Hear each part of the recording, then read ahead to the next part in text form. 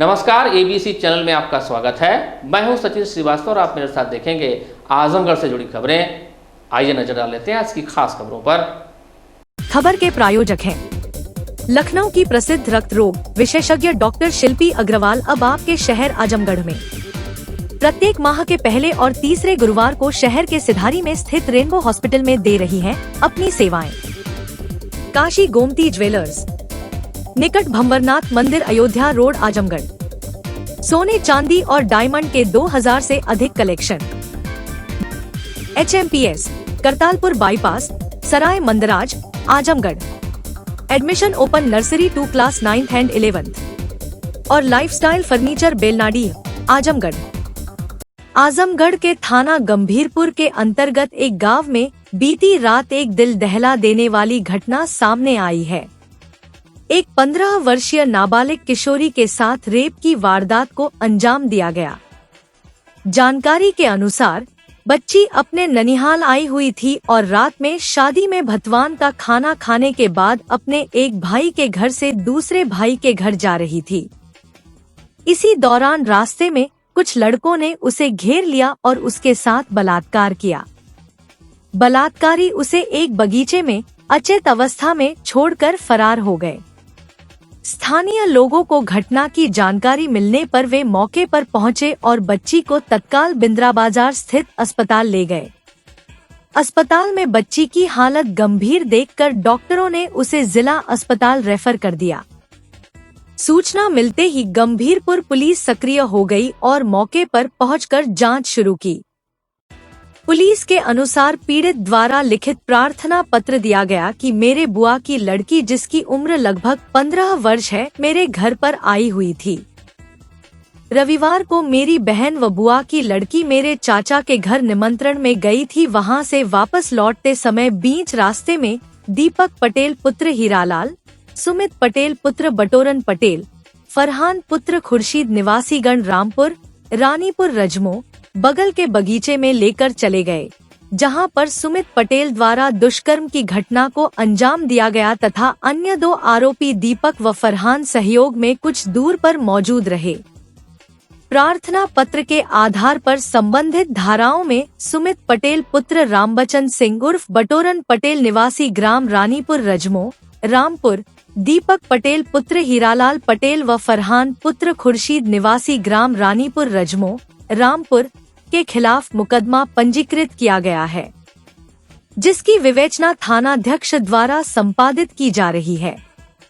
विवेचना के क्रम में पीड़िता का बयान नियमानुसार दर्ज कर मेडिकल परीक्षण के लिए भेजा गया है।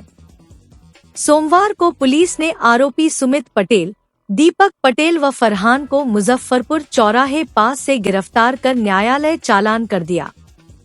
इस मामले में एसपी सिटी मधुबन कुमार सिंह ने बताया कि वादी द्वारा दी गई सूचना के आधार पर संबंधित धाराओं में मुकदमा पंजीकृत किया गया है।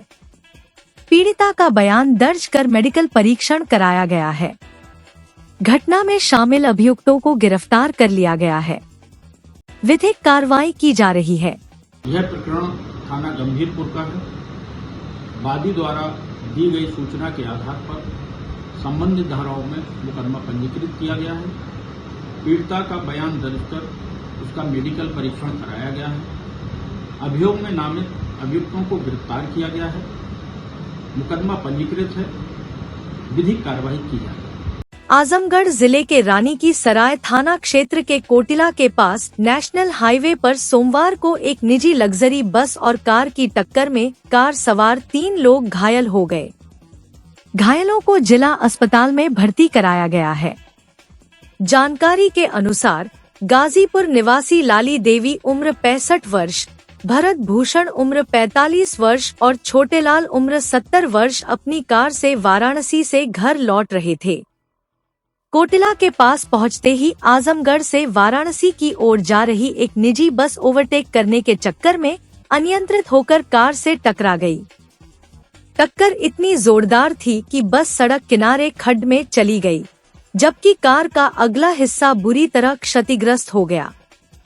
स्थानीय लोगों ने तुरंत मौके पर पहुंचकर घायलों को एम्बुलेंस से प्राथमिक स्वास्थ्य केंद्र पहुंचाया, जहां प्राथमिक उपचार के बाद उन्हें जिला अस्पताल रेफर कर दिया गया। बस में सवार यात्री एक दूसरे पर गिर पड़े, लेकिन कोई गंभीर रूप से घायल नहीं हुआ। जेसीबी की मदद से बस को गड्ढे से बाहर निकाला गया। पुलिस मामले की जांच कर रही है। कहते हैं कि जब हम जिंदगी और मौत की लड़ाई हारने लगते हैं, तो हमें जिताने की कोशिश अगर कोई करता है तो वह डॉक्टर ही होता है। जी हाँ, यह कुछ ऐसी ही खबर है जिसे आप अपने पूर्वाग्रह छोड़कर देखिए, सुनिए और समझिए। पूरी कहानी अंबेडकर नगर जनपद के नेवारी दुराजपुर की मनोरमा की है, जो जिला महिला चिकित्सालय में 20 दिसंबर 2024 को गंभीर हालत में भर्ती हुई। यहाँ उन्होंने 6 माह के 800 ग्राम वजन के मासूम को जन्म दिया। जन्म के बाद बच्चे को स्टेबल कर BHU के लिए रेफर कर दिया गया। वाराणसी के चिकित्सकों ने भी उसे कुछ देर का मेहमान बताया। तब निराश परिजन उसी रात मासूम को लेकर महिला चिकित्सालय लौट आए। यहाँ के चिकित्सकों ने हिम्मत दिखाई, बच्चे को ICCU रूम में भर्ती कराया। चिकित्सकों के अथक प्रयासों से मासूम अब पूरी तरह से स्वस्थ है। सोमवार को उसे अस्पताल से छुट्टी मिली। बताते चलें कि 20 दिसंबर 2024 को अंबेडकर नगर जनपद के नेवारी दुराजपुर गांव निवासिनी मनोरमा ने 7 माह के एक बच्चे को जन्म दिया। मनोरमा ने बताया कि जिस समय बच्चे का जन्म हुआ, उसका वजन 800 ग्राम था, जिसे देखते हुए चिकित्सकों ने उसे वाराणसी के लिए रेफर कर दिया। वाराणसी BHU से भी चिकित्सकों ने बेड न होने का हवाला देकर उसे दूसरे अस्पताल के लिए रेफर कर दिया। तब थक हारकर हम लोगों ने उसे जिला महिला अस्पताल में भर्ती कराया। यहाँ पर चिकित्सकों के प्रयास से आज हमारा बच्चा पूरी तरह से स्वस्थ है। हम जिला महिला अस्पताल के चिकित्सकों के आभारी हैं कि उनके प्रयास से हमारे बच्चे की जान बची है। आज हम अपने बच्चे को लेकर घर जा रहे हैं, तो पूरा परिवार बहुत खुश है। मुख्य चिकित्सा अधीक्षक डॉक्टर विनय यादव ने बताया कि बच्चा प्री मैच्योर पैदा हुआ था, उसकी हालत काफी नाजुक थी, इसलिए उसे वाराणसी रेफर किया गया था। जब BHU ने भी बेड खाली न होने का हवाला देते हुए बच्चे को एडमिट करने से इनकार कर दिया, तो यह लोग हमारे पास लेकर आए। हमने उसे एडमिट किया। 6 माह तक उपचार के बाद बच्चे का वजन अब 2 किलो 400 ग्राम हो गया है। वह पूरी तरह से स्वस्थ है। आज बच्चे को स्वस्थ और सुरक्षित भेजते हुए पूरी हॉस्पिटल टीम गौरव का अनुभव कर रही है। हाँ, देखिए, आज ये हमारे हॉस्पिटल के लिए, हम सबके लिए बहुत ही गौरवपूर्ण दिन है। एक बच्ची आई थी जिसका नाम था मनोरमा, फर्स्ट प्रेगनेंसी थी उसकी, और हमारे यहाँ 20 दिसंबर को दिन में डिलीवर्ड हुई और प्री मैच्योर थी। वो 7 महीने के आसपास पहुँचा था उसका प्रेगनेंसी, तो डिलीवर्ड हो गई। बच्चा भी प्री मैच्योर था, तो करीब 800 ग्राम के आसपास का बच्चा उसका हुआ था। क्योंकि डिस्ट्रेस पे था, हम लोग मैनेज किए। मैनेज करने के बाद उसको हायर सेंटर BHU रिफ़र कर दिए। वो वहाँ जाने के बाद ये था कि बेड की अवेलेबिलिटी नहीं है, उन लोगों ने कबीर चौरा के लिए रिफ़र किया। पेशेंट कबीर चौरा ने जाके फिर हमारे पास वापस आ गया रात में। करीब 8 बजे हम लोगों ने फिर उसको एडमिट किया और ट्रीटमेंट स्टार्ट किया। कुछ दिन तो ठीक चला, उसका ग्रोथ वगैरह होती रही, लेकिन फिर अचानक वो सेप्टिसीमिया में चला गया। मतलब बच्चा ज़्यादा बीमार हो गया, इन्फेक्शन हो गया, और उसका इन्फेक्शन की वजह से वजन घटने लगा और 500 ग्राम पे आ गया। थोड़ा हम लोग निराश भी हुए, लेकिन ईश्वर की मर्जी कहिए, और उसका लगातार प्रयास चलता रहा और आज 163 दिन उसके हो गए, करीब 163-64 होगा। आज बच्चे को हम लोग डिस्चार्ज कर रहे हैं। बच्चा बिल्कुल फीड है, पिछले 2 महीने से mother feed, absolute mother feed ले रहा है। माँ भी उसकी इतने दिन तक यहीं रही है और आज बच्चे का वजन 2 किलो 440 ग्राम है। जैसा कि आप लोगों ने देखा भी, बच्चा बिल्कुल स्वस्थ है और ये एक अच्छी उपलब्धि हमारी SNCU की है और हम पूरी टीम SNCU की है। Doctor Shailesh, doctor Namita, doctor Anup, doctor Sumit और पंकज, और जो हमारी स्टाफ इंचार्ज हैं ममता जी, और जो स्टाफ की टीम है, सबको मैं इसके लिए साधुवाद देता हूँ, बधाई देता हूँ। और उस बच्चे को हमारे हॉस्पिटल की तरफ से शुभकामना है कि वो स्वस्थ रहे। हम लोग की लगातार प्रयास रहती है कि हम लोगों के पास जो संसाधन है, जो चीज़ें बेहतर कर पाते हैं मरीजों के लिए, वो बेहतर करते हैं। बकरीद के पर्व पर कुर्बानी के नाम पर बेसहारा गोवंश व दुधारू जानवरों का वध रोके जाने को लेकर विश्व हिंदू परिषद के गोरक्ष प्रांत के पदाधिकारियों ने सोमवार को कलेक्ट्रेट पहुंचकर राज्यपाल मुख्यमंत्री को नामित अपना ज्ञापन जिला प्रशासन को सौंपा। ज्ञापन के जरिए परिषद ने गोवंश के संरक्षण व बकरीद पर गोवंश की कुर्बानी रोकने के लिए अभियान चलाए जाने की मांग की। जिलाध्यक्ष चंदन सिंह ने कहा कि गोवंश रक्षा राष्ट्र रक्षा हमारा संकल्प है। ऐसे में आगामी बकरीद से पूर्व गोवंश हत्या व गोवंश तस्करी के रोकथाम हेतु कठोर कार्यवाही करने की आवश्यकता है। आगामी बकरीद के पर्व पर गोवंश की तस्करी और हत्या को रोकने के लिए पुलिस प्रशासन जनपद स्तर पर गोकशी करने वाले स्थानों को चिन्हित करते हुए उन्हें बंद कराए। आजमगढ़ में पूर्व में संलिप्त गोवंश तस्कर और हत्यारों को चिन्हित करते हुए नजर रखी जाए और उचित कार्यवाही की जाए। जनपद की सीमाओं को सील करते हुए रात को पेट्रोलिंग और चौकसी और बढ़ाई जाए। जिन थानों और थाना प्रभारी के कार्यक्षेत्र के अंदर गोकशी और हत्या की घटनाएं अधिक होती है, उन पर उचित कार्यवाही सुनिश्चित किया जाए। जो लोग गोवंश तस्करी और हत्या किए हुए हैं और उन पर पूर्व से कई मुकदमे दर्ज है, उन्हें चिन्हित करते हुए जिला बदर किया जाए। हमारी 7 सूत्री मांगों में 7 सूत्री मांगे हैं। वो इस तरीके से कि पहली मांग हमारी है कि गोवंश की जो हत्या हो रही है और जो तस्करी हो रही है, उसके लिए सबसे पहले पुलिस प्रशासन और मुस्तैदी से काम करे और गोवंश हत्या और तस्करी दोनों को जो है प्रशासन अपने स्तर से प्रयास करके उसको बंद कराने का प्रयास करे। दूसरी मांग हमारी ये है कि जो खुले स्थानों पर, ठीक है, चाहे हमारे सार्वजनिक स्थान है जैसे मंदिर है या फिर और सार्वजनिक वहाँ पे खुले में जो है मांस की बिक्री हो रही है गोवंश की, वो उसको जो है बंद कराया जाए। तीसरा ये है कि जो सड़कों पे हमारे गोवंश घूम रहे हैं उनके लिए निकटतम जो आश्रय हैं उन आश्रयों में उन्हें जो है स्थापित किया जाए। चौथी मांग हमारी ये है कि गोवंश तस्करी और हत्या में आजमगढ़ जनपद में चूंकि ये बृहद स्तर पे हो रहा है, इसमें जो लोग पूर्व से संलिप्त हैं, जो लोग पहले से संलिप्त हैं और जिनके ऊपर एक से अधिक आपराधिक मुकदमे दर्ज हैं और जो जिनकी कार्य प्रवृत्ति ही यही है कि वो गोवंश हत्या और तस्करी दोनों करते हैं, उनके ऊपर उचित कार्रवाई करते हुए उन्हें जिला बदर तत्काल प्रभाव से किया जाए, उनकी जो है हिस्ट्री को देखते हुए। पाँचवीं मांग हमारी ये है कि पुलिस प्रशासन से ये है कि जिन थानों या फिर जिनके कार्य क्षेत्रों में गोवंश हत्या और गो तस्करी ज़्यादा हो रही है, उनके ऊपर उन पर भी उचित कार्रवाई किया जाए, जिससे कि वो एक सबक ले कि जो है कि गोवंश हत्या और तस्करी जो है न होने पाए। वहीं प्रांत संयोजक गौरव सिंह रघुवंशी ने कहा कि हमारी सनातन संस्कृति गोवंश पर आधारित है। इसके बावजूद गोवंश की तस्करी दुर्भाग्यपूर्ण है। अभी हाल ही में बिलरियागंज के साहबुद्दीनपुर के एक वायरल वीडियो में 3 लोग निर्ममता पूर्वक पशुवध करके धारदार हथियार लहराते हुए दिखे थे। उक्त वीडियो पर आवश्यक कार्यवाही करने के लिए पुलिस को अवगत कराया गया था, किंतु आज तक कोई कार्यवाही नहीं की जा सकी। ऐसे कृत्यों से पशु वध करने वालों के हौसले बुलंद हैं और वे बकरीद में भी ऐसे कृत्यों को पुनः करके हिंदू जनभावनाओं को ठेस पहुंचा सकते हैं। उन्होंने सार्वजनिक स्थानों पर तथा मंदिर के पास पशुओं की हत्या न होने पाए, गोवंश जो सड़कों पर बाहर घूम रहे हैं, उन्हें सरकारी गौशालाओं में पहुंचाकर इनकी रक्षा किए जाने की मांग की। इस अवसर पर कुंवर गजेंद्र सिंह, दिनेश साहनी, संतोष गुप्ता, शशांक तिवारी, राजन गुप्ता, प्रशांत सिंह, कैप्टन इष्टदेव सिंह, हरेंद्र मौर्य, गौतम बरनवाल, ऋतिक सिंह, राजेश गौंड, चंदन प्रताप सिंह आदि मौजूद रहे। आज हम लोगों ने महामहिम राज्यपाल जी को, मुख्यमंत्री जी को एवं डीएम साहब को एक ज्ञापन सौंपा है अपनी 7 सूत्री मांगों का। बकरीद आने वाली है।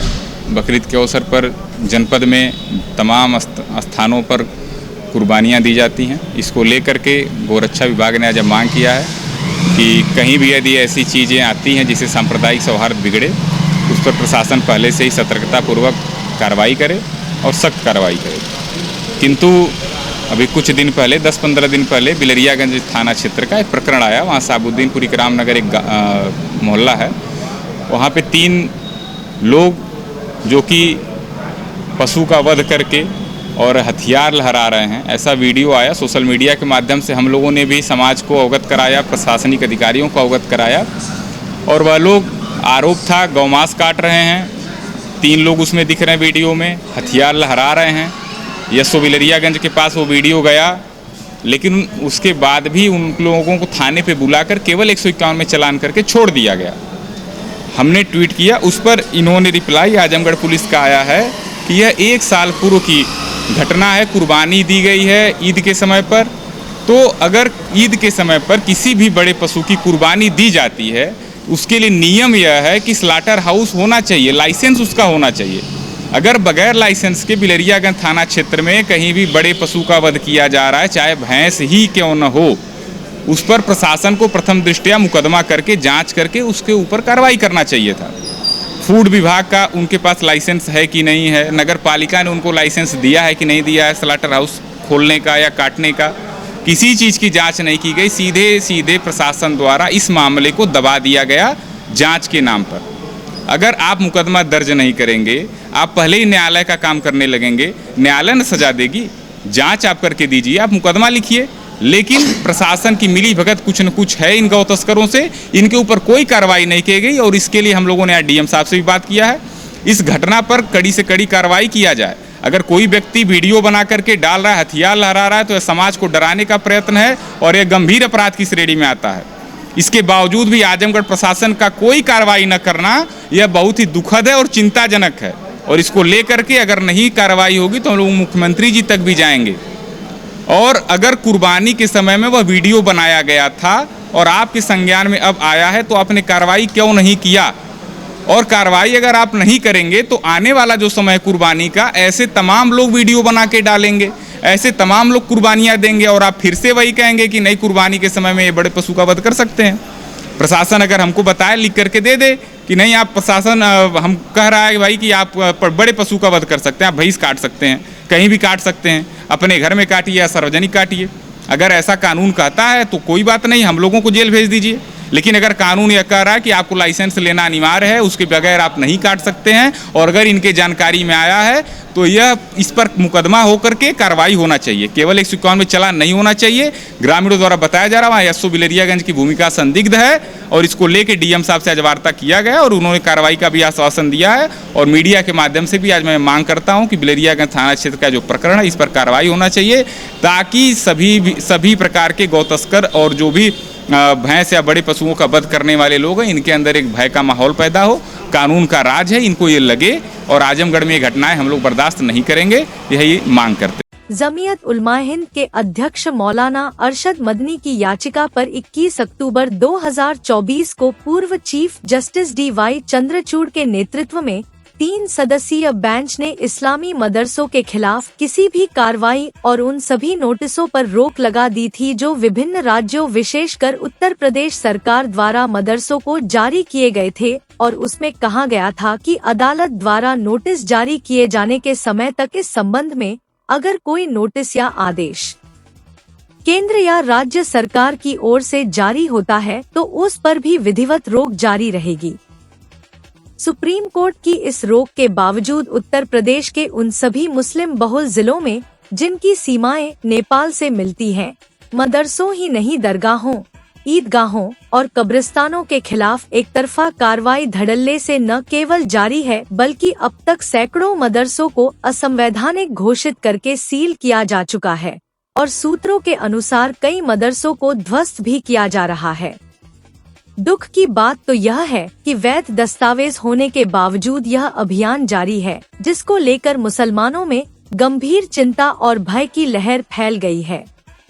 जमीयत उलमा हिंद की ओर से दाखिल की गई याचिका पर ही सुप्रीम कोर्ट ने मदरसों के खिलाफ कार्रवाई पर रोक लगाई थी और अब मदरसों के खिलाफ जो नया अभियान शुरू हुआ है, जमीयत उलमा हिंद उसके खिलाफ अपना कड़ा विरोध दर्ज कराने और मदरसों के जिम्मेदारों की सलाह और परामर्श की रणनीति तय करने के उद्देश्य से रविवार को आजमगढ़ के सराय मीर में स्थित जामिया शरिया फैजुल उलूम में मदरसा सुरक्षा सम्मेलन का आयोजन किया गया। अहम बात यह है कि इस सम्मेलन में सभी मसलक के मदरसों के जिम्मेदारों और ओहदेदारों ने शिरकत की। सम्मेलन के आयोजन और प्रबंधन की पूरी जिम्मेदारी जमीयत उलमा उत्तर प्रदेश के अध्यक्ष मौलाना अशहद रशीदी को सौंपी गई थी। जमीयत उलमा हिंद के अध्यक्ष मौलाना अरशद मदनी ने इस सम्मेलन में मुख्य अतिथि के रूप में शिरकत की। अपने संबोधन में मौलाना अरशद मदनी ने कहा कि अफसोस कि पिछले कुछ वर्षों के दौरान जिस अंदाज की राजनीति देश में हुई है, इससे मुसलमानों को कोई लाभ नहीं हुआ। उल्टे मुसलमानों के साथ उनकी शिक्षण संस्थानों अर्थात मदरसों को भी निशाने पर ले लिया गया, ताकि न केवल यह कि मुसलमानों को राजनीतिक रूप से कमजोर कर दिया जाए, बल्कि उन्हें धार्मिक शिक्षा से भी संभव तरीके से वंचित रखा जाए। अथवा इस अभियान के पीछे राजनीति भी है। यह अभियान न केवल सुप्रीम कोर्ट के आदेश का खुला उल्लंघन है, बल्कि इसके द्वारा संविधान की उन धाराओं को भी पैरों तले रौंदने का प्रयास हो रहा है, जिसमें अल्पसंख्यकों को अपने शिक्षण संस्थान स्थापित करने और उन्हें चलाने की पूरी आजादी दी गई है। 2014 में सुप्रीम कोर्ट की 5 सदस्यीय बेंच ने यह फैसला दिया था कि शिक्षा का अधिकार कानून 2009 इन शिक्षण संस्थाओं पर लागू नहीं होगा जो अल्पसंख्यकों द्वारा चलाए जा रहे हैं, और साथ ही उसकी धारा 1(5) का कोई खंड भी मदरसों, पाठशाला, गुरुकुल और इसी प्रकार की अन्य शिक्षण संस्थाओं पर लागू नहीं होगा। वास्तव में यह अभियान मुसलमानों की धार्मिक आजादी पर एक गंभीर हमला है।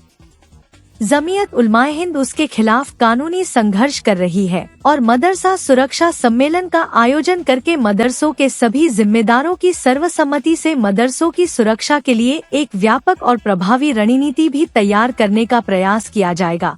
यह समय मसल की मतभेद में उलझने का नहीं, बल्कि हमें अपनी पंक्तियों में एकता पैदा करने का है, क्योंकि मदरसों के खिलाफ जो अभियान शुरू हुआ है उसमें सभी मसलक के मदरसे शामिल हैं। जमीयत उलमाए हिंद का मानना है कि पहले उत्तराखंड और अब उत्तर प्रदेश में असंवैधानिक घोषित करके मदरसों को बंद करने का जो अभियान शुरू किया गया है, यह बहुत घातक है। अभी यह नेपाल के सीमावर्ती जिलों में ही शुरू हुआ है, लेकिन कल को न केवल इसका दायरा बढ़ सकता है, बल्कि नए मदरसों की स्थापना में भी कठिनाइयां पैदा की जा सकती हैं। हालांकि यह बात इतिहास की पुस्तकों में दर्ज है कि अंग्रेजों की गुलामी से देश को आजाद कराने का संघर्ष उलमा ने ही शुरू किया था। यह उलमा मदरसों की ही पैदावार थे। यही नहीं, दारुल उलूम देवबंद की स्थापना ही इसलिए की गई थी ताकि अंग्रेजों के खिलाफ संघर्ष करने और देश को आजाद कराने के लिए कार्यकर्ता पैदा किए जाएं। जो लोग मदरसों के खिलाफ यह सब कर रहे हैं, वो लोग मदरसों की भूमिका से अनभिज्ञ हैं। जमीयत उलमाए हिंद का संबंध मदरसों से है। हमारे सारे बड़े यहीं से पढ़कर बाहर निकले। वास्तव में जमीयत उलमाए हिंद मदरसों की आवाज और उनकी विचारधारा है। सांप्रदायिक ताकतें इस इतिहास से भी अनभिज्ञ हैं कि ये मदरसों के उलमा ही हैं कि जब पूरी कौम सो रही थी तो उन्होंने देश को गुलामी से आजाद कराने का बिगुल फूंका था। मन से उन्होंने मदरसा संचालकों से अपील किया कि आप लोग अपने वित्तीय लेन देन का हिसाब सही रखें, जिससे कि समस्या का सामना न करना पड़े और सरकार कोई कार्रवाई न कर सके। मीडिया से बातचीत करते हुए कहा कि कार्यक्रम का मुख्य उद्देश्य मुल्क में प्यार मोहब्बत को कायम रखना है। सरकार और पार्टियों को ऐसा काम नहीं करना चाहिए जो देश अमन चैन के लिए अच्छा ना हो। जो सरकार प्यार मोहब्बत के खिलाफ काम करती है वह खराब सरकार है। जो लोग मदरसों को तोड़ रहे हैं वह गलत है। मदरसों को मौका देना चाहिए। पूर्वी उत्तर प्रदेश के मदरसों पर कार्रवाई शुरू हुई है। इसको लेकर आजमगढ़ में इस कार्यक्रम का आयोजन किया गया, जिससे यहाँ के लोगों की राय लेकर आगे की रणनीति तैयार किया जा सके। मौलाना अरशद मदनी ने कहा कि हम कोर्ट की शरण में हैं और सरकार से चाहते हैं कि कोर्ट के आदेश का पालन करें। उन्होंने लोगों से अनुरोध किया कि सड़कों पर विरोध दर्ज करने की बजाय अदालत का दरवाजा खटखटाएं और अगर मदरसे और मस्जिदों में कुछ कानूनी कमी है तो उन कमियों को दुरुस्त किया जाए जिससे कि सरकार कार्रवाई न कर सके। ऑपरेशन सिंदूर को लेकर पूछे गए सवाल पर उन्होंने कोई जवाब नहीं दिया।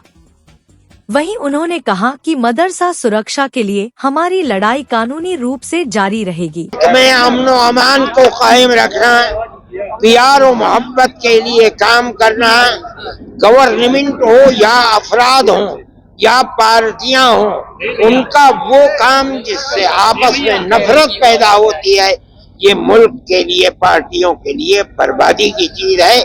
इससे अपने आप को बचाना चाहिए। हम इसी प्यार और मोहब्बत का पैगाम लेकर आए हैं। सुप्रीम कोर्ट के आदेश के बाद भी जो कार्रवाई हो रही है वो गलत है। बिल्कुल, सुप्रीम कोर्ट तो बहुत बड़ी चीज है, अगर लोअर कोर्ट के अंदर हो रही वो भी गलत है। तो किन सरकारों पर एतबार नहीं, मतलब जैसे हम नहीं कहते किसी सरकार का एतबार, हमने किसी सरकार का नाम नहीं लिया। हम तो कहते हैं जो सरकार भी प्यार और मोहब्बत से बच करके नफरत पर सियासत करती है वो खराब सरकार। आजमगढ़ में कार्यक्रम आयोजित किया गया, क्या इसका उद्देश्य है? मैंने जो कहा है आपसे, प्यार और मोहब्बत का जो पैगाम है। जो लोग मदरसों को तोड़ रहे हैं उनको हक देना चाहिए, वो हक जो हमारे दस्तूर ने दिया है। अगर उनकी कोई गलती है उनको इस्लाह की कोशिश करनी चाहिए। आप कुछ बोलेंगे सर? आप ही हैं बोलने वाले, और कोई नहीं है। आजमगढ़ ही क्यों चुना जबकि मैंने आपसे कहा इसलिए कि जो आज तक मदरसों के सिलसिले में बात चली है वो यूपी के मशरकी अजला के अंदर ज्यादा है। इस बुनियाद के अंदर हमने इसको इंतखाब किया। वक्फ की जमीन कुछ कहेंगे? ऑपरेशन सिंदूर को लेकर कुछ कहेंगे? ऑपरेशन सिंदूर जो हुआ है ये पाकिस्तान, मेरा मौजूद नहीं है, ये तो बहुत बोल रहे हैं। नहीं, परेशानी हुई थी मगर परेशानी दूर हो गई। मैं हम लोगों का शुक्रगुजार हूँ। मराठी के साथ इसको लेकर आपके क्या ख्याल क्या? है? उत्तर प्रदेश की सरकार मराठी को लेकर जो तासुब कर रही है, बुलडोजर उनके घरों ये पर तो आप कह रहे हैं, मैं तो नहीं कह रहा हूँ। ये तो आप कह रहे हैं ना। आप बताइए क्या हो रहा है, क्या आप कीजिए जो है सब चीजें। जमीयत उलमा हिंद सिर्फ कोर्ट के जरिए लड़ेगी? मैं नहीं, मैं देखिए, जमीयत उलमा हिंद सरकार के साथ लड़ेगी। वो ये नहीं कहेगी कि मुसलमान हिंदू से लड़े, हिंदू मुसलमान से लड़े। सरकार से लड़ने की सूरत यही है, कोर्ट में जाओ जाकर के लड़ो। अच्छा मौलाना साहब, वक्फ बोर्ड की जमीन पे जो बातें आ रही है उस पे आपका क्या कहना? आप वक्फ बोर्ड का हम लड़ रहे हैं, जब सुप्रीम कोर्ट से हमें फैसला मिल जाएगा तब ये फैसला करेंगे हम। सरकार अभी तो लड़ाई लड़ रहे हैं। सरकार से क्या मांग है आपकी मदरसों को लेकर? किस चीज में? सरकार से क्या मांग करेंगे आप? जो मदरसा बताइए किस चीज में? कार्रवाई जो कर रही है, नाजायज कार्रवाई हो रही है, तो किस सिलसिले में? बुलडोजरों पे बुलडोजर कार्रवाई हो रही है। अगर कहीं सही कार्रवाई है, मैंने सबसे कहा आप किसी दूसरे की जमीन के ऊपर जायदाद बनाएंगे वो मुलजिम कर दी जाएगी। लेकिन अगर आपकी जमीन है, कानून के मुताबिक है, उसके ऊपर आप जो चीज आए करें। अगर बुलडोजर चलता है नाहक चलता है। तो जो कार्रवाई हो रही है क्या आप उसे सर्टिफाइड है? उसमें बहुत सी जगह ऐसी भी हैं कि जो नाजायज हैं। अगर लोगों के वो कार्रवाई नाजायज है, वो कहते हैं कि हमारी है, और गवर्नमेंट ने बाद में जा करके उनके तालों को खोल भी दिया है, जिसका मतलब ये है कि सोच समझ के करना चाहिए। एक सवाल और उठता है कि वक्त की जो प्रॉपर्टीज है उसका यतीम गरीब इस्तेमाल नहीं कर पाते, बल्कि ऐसे लोग इस्तेमाल करते हैं जो उसके भ्रष्टाचार करप्शन को। ये आपका ही जगह ना, आप मुतवल्ली हैं किसी जायदाद के, किसी जायदाद के मुतवल्ली हो, खा रहे हो तुम। जिन लोगों का ऊपर हक ऐसा लग रहा है यार जैसे तुम मुतवल्ली हो, तुम खा रहे हो हराम का। मंत्री साहब, ये भाजपा सरकार जब से आई है 2014 के बाद, तब से दिक्कत ज्यादा बढ़ गई है।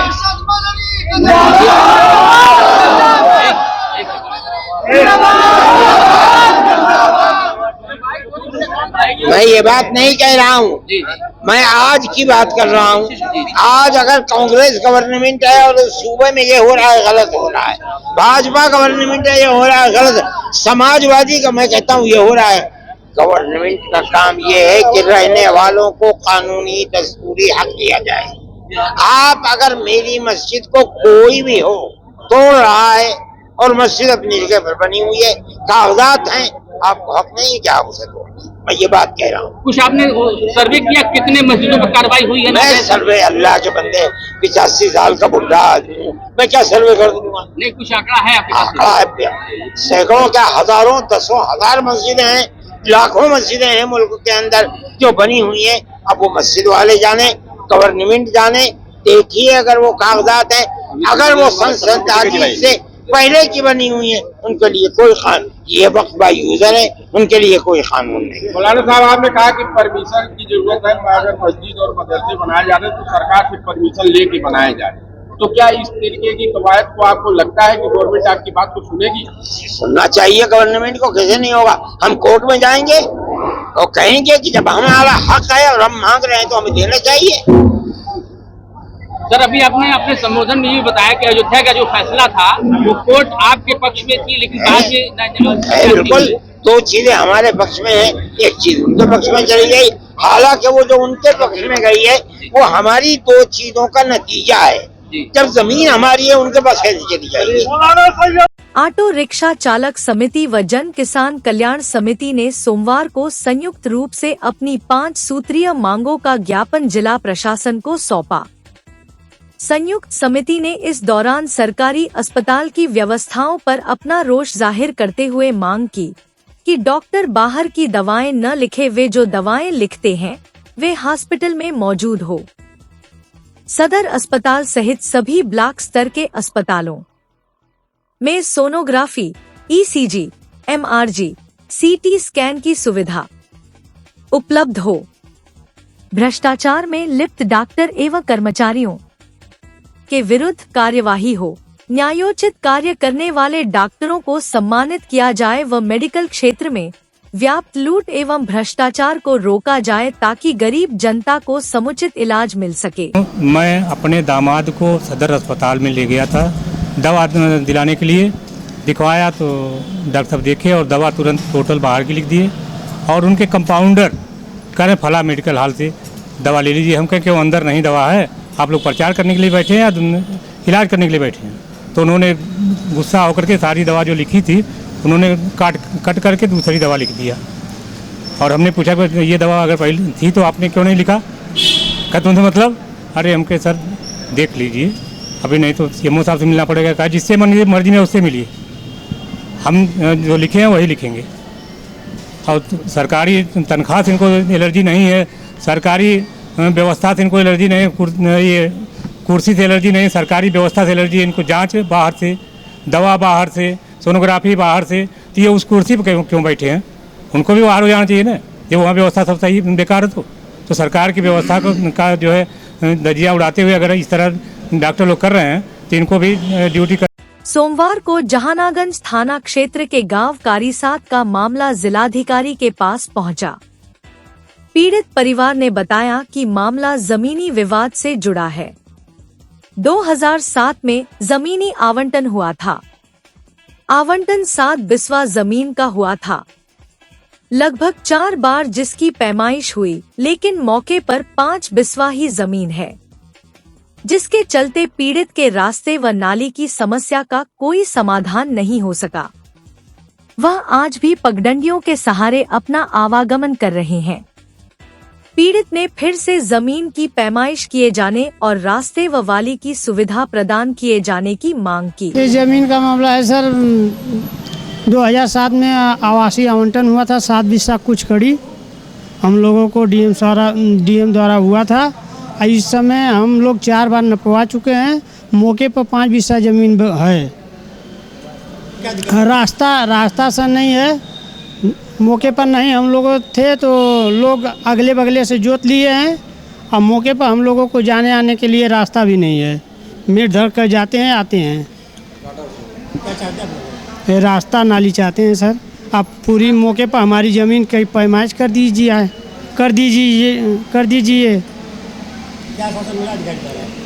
सर तो लिए हैं, कर रहे हैं, हो जाएगा। टीम जाएगी, आप लोगों की जांच होगी, वहाँ जांच कराया जाएगा, मौके पर देखा जाएगा।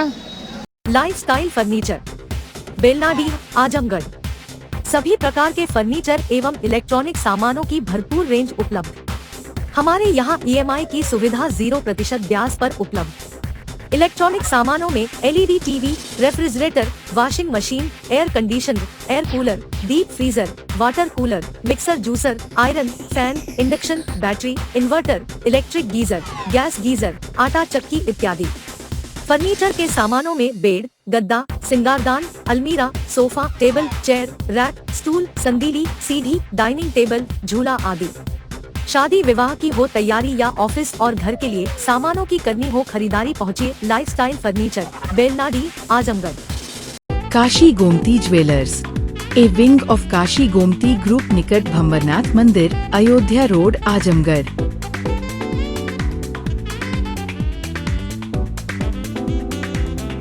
गोल्ड, डायमंड और सिल्वर की ज्वेलरी का विशाल संग्रह।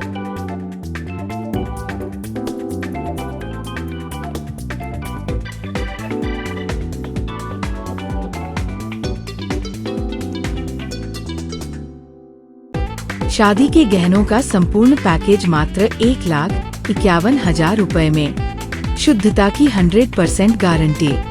खूबसूरत लम्हों को बनाएं और यादगार।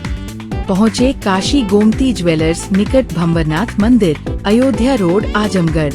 लखनऊ की प्रसिद्ध रक्त रोग विशेषज्ञ डॉक्टर शिल्पी अग्रवाल अब आपके शहर आजमगढ़ में प्रत्येक माह के पहले और तीसरे गुरुवार को शहर के सिधारी में स्थित रेनबो हॉस्पिटल में दे रही हैं अपनी सेवाएं। ब्लड का कम होना या बढ़ना, शरीर पर नीले धब्बे पड़ना, प्लेटलेट कम होना, गांठों या तिल्ली का बढ़ना, बार बार बुखार आना, वजन तेजी से घटना और ब्लड कैंसर सहित रक्त से संबंधित किसी भी समस्या के बेहतर इलाज के लिए संपर्क करें।